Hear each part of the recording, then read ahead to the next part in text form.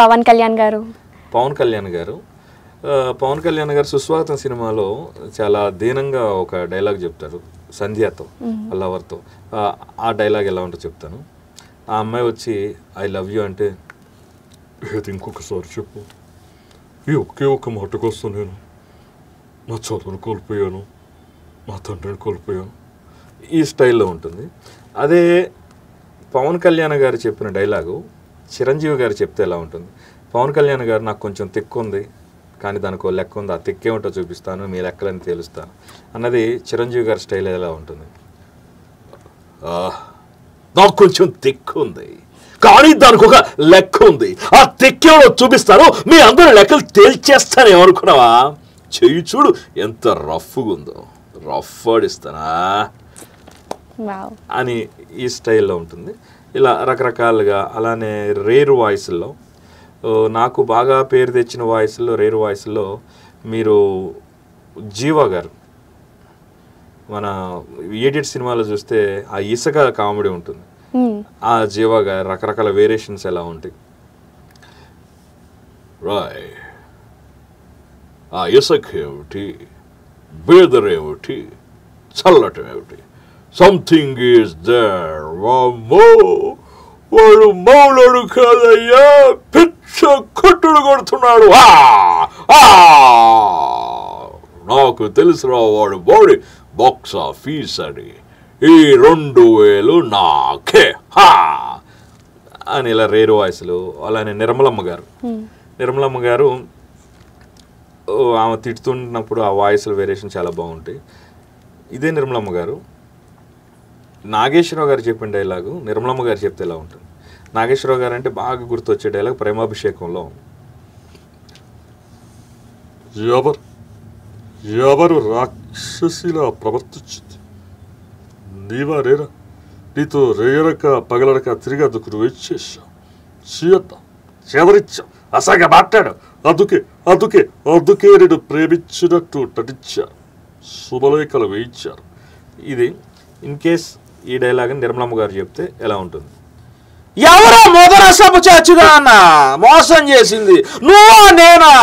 నీతో రేయనక పగలనక పచ్చీసు ప్యాకెట్ ఆడితే ఎవరు మోసం చేశారు? నీ కాళ్ళు కోల, నీ కడుపు గాల, చీ అన్న చేదరించి అసహ్యంగా మాట్లాడు, ఆఖరికి ప్యాకలో డబ్బులు వచ్చిన తర్వాత నాకు ఇవ్వకుండా పంపే మొదల స్టబ్దాన, నీ కాళ్ళు కోల, నీ కడుపు గాల, నాశనం అయిపోతావే, ఊరుకోవయ్యా నువ్వు కూడా. చాలా పర్ఫెక్ట్ గా చేశారు. అలా లేడీస్ వాయిస్ లో నిర్మలమ్మ గారి నా స్పెషలైజేషన్. ప్రకాష్ రాజు గారు అన్నాను కాబట్టి ప్రకాష్ రాజు గారి వేరియేషన్స్ అంటే ప్రతి ఒక్క వ్యక్తికి ఏజ్ని బట్టి వాయిస్ చేంజ్ అవుతూ ఉంటుంది.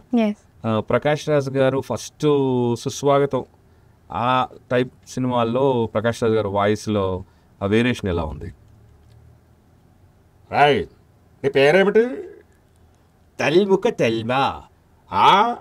తెల్ముఖ తెల్మా, నీ పేరు నాకు నచ్చలేదు, ఎవడా నన్ను మోసం చేయలేరు, ఈ టైప్ ఉంటుంది.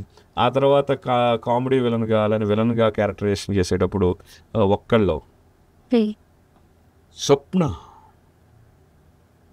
అంటే నా ప్రాణం రా, నా గుండెకాయ రా, గంగిరెద్దొచ్చి గొబ్బెమ్మని తొక్కినట్టు నా గుండె గొబ్బెం తొక్కేస్తావురా రాయ్, ఈ స్టైల్ ఉంటుంది. ఆ తర్వాత పరుగులో ప్రకాష్ రాజ్ గారు ఒక తండ్రి క్యారెక్టర్ చేసినప్పుడు ఆ సెంటిమెంట్ సీన్లో వాయిస్ ఎలా ఉంటుంది?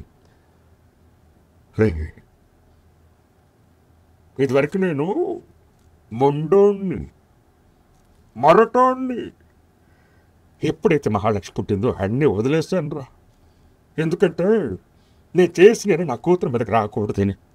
అట్లాంటిది వాడు ఎవడో గద్ద దగ్గర తీసుకెళ్ళి వెళ్ళిపోయాడు.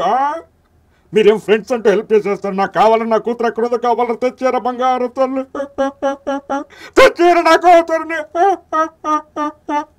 ఇప్పుడు S4 మీడియాలోనే ఇక్కడ ఎన్టీ రామారావు గారు ఉన్నారనుకోండి, సీనియర్ ఎన్టీ రామారావు గారు.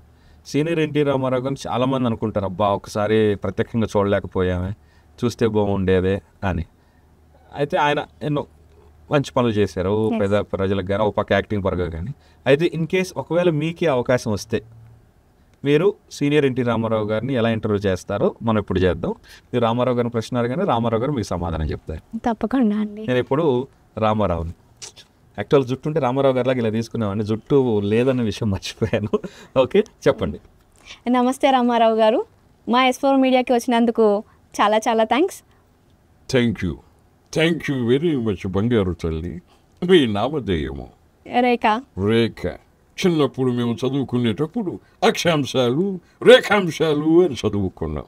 ఆ రేఖాంశాలు ఎలా ఉంటాయో మేము చూడలేదు, కానీ మా కనుల ముందురా చందమామలాగా వెలిగిపోతున్న రేఖా గారు మమ్మల్ని ఈరోజు ముఖాముఖి ఇంటర్వ్యూ చేయటం బహుదానందంగా ఉందని మనం చేసుకుంటూ, తర్వాత ప్రశ్న ఏమిటో సంధించండి రేఖా గారు. ఇప్పుడు బాలయ్య బాబు గారు అయితే మీ నట వారసత్వాన్ని నిలబెట్టారు కదా, దాని గురించి మీరు ఎలా ఫీల్ అవుతున్నారు? ఎంతో ఆనందంగా ఫీల్ అవుతున్నా. తెలుగులో ఒక పద్యం ఉంది, ఏమిటంటే పుత్రుడు ఎదిగిన తరువాతే తండ్రికి పుత్రోత్సాహం ఉంటుంది అని. అటువంటి పుత్రోత్సాహాన్ని నేను పొందాను. ఎందుకంటే అప్పట్లో మాతో పాటు కూడా నటించారు. ఆ తర్వాత తను హీరోగా పరిచయం అయిన తర్వాత ఒక పౌరాణికం ఏమిటి, ఒక సాంఘికం ఏమిటి, ఒక బ్రేక్ డాన్స్ ఏమిటి, ఒక భరతనాట్యం ఏమిటి, ఏదైనా కానీ అవలీలగా నటిస్తూ ఎందరో ప్రజాదరణ పొందినవారు మా బాలయ్య బాబు గారు. ఒక రాయలసీమ చిత్రమేమైనా, ఒక రాజుల సినిమా అయినా, ఒక కామెడీ సినిమా అయినా ఏ పాత్ర అయినా అవలీలగా పరకాయ ప్రవేశం చేస్తున్నాడు. ఈ మధ్య ఎంతో అద్భుతంగా పాటలు కూడా పాడుతున్నాడు మా అబ్బాయి.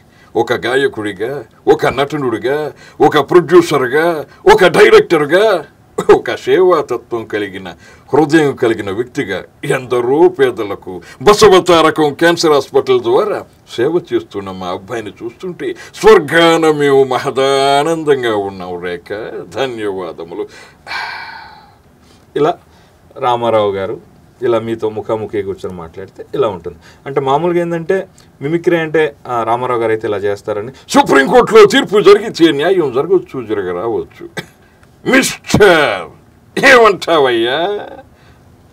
అలా చెప్పడం కానీ ఇలా ఒక క్రియేట్ చేసుకొని చెప్తే ఇంకా కొత్తగా ఉంటుందన్న ఆలోచనతో ఇలా మీ చేత. యాక్చువల్గా ఇప్పుడు మీరు చెప్తుంటే నాకు ఎలా ఉంది అంటే, మీ మాటలు వింటుంటే మీ ఫేస్లో నేను ఆయన ఇమాజినేషన్ చేసుకుంటున్నాను అనమాట. ఫేస్ అసలు కొంచెం కూడా తేడా లేకుండా అంత పర్ఫెక్ట్గా ఎలా వస్తుందండి? అంటే ఓన్లీ అబ్జర్వేషన్, మిమిక్రీ కావాల్సిన మెయిన్ అబ్జర్వేషను, అలానే వినడం, ఈ రెండు తర్వాత ప్రాక్టీస్.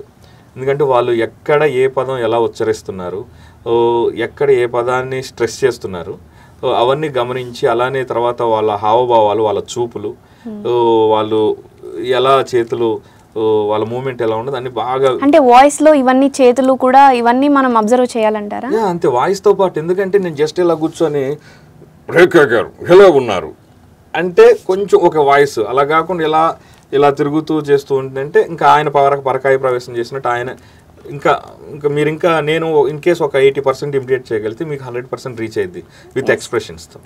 అందుకనే నాకు ప్రత్యేకంగా ఇమిటేషన్ రాజు అని పేరు వచ్చిందనమాట. అంటే ఏ యాక్టర్ మాట్లాడినా కానీ వాళ్ళ ఎక్స్ప్రెషన్స్తో, వాళ్ళ బాడీ లాంగ్వేజ్తో మీరు మాట్లాడతారని చెప్పేసి. ఓకే.